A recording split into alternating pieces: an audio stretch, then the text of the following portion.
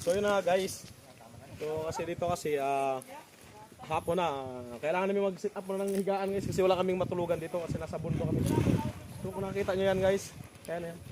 Pagubatan yan. So tingnan nyo naman guys kung gaano kataas to dito. Ito guys oh. So tingnan nyo, overlooking to dito. So nandito kami sa bundok ngayon. Ngayon ang gagawin natin. Kita ang kanang kita ang kahoy ba? So tingnan nyo naman guys oh. Yan. Pakita mo to bor. Bababa. Bababa. Ay, apto. Hindi pakita mo ba? So kung nakita nyo guys ayun oh.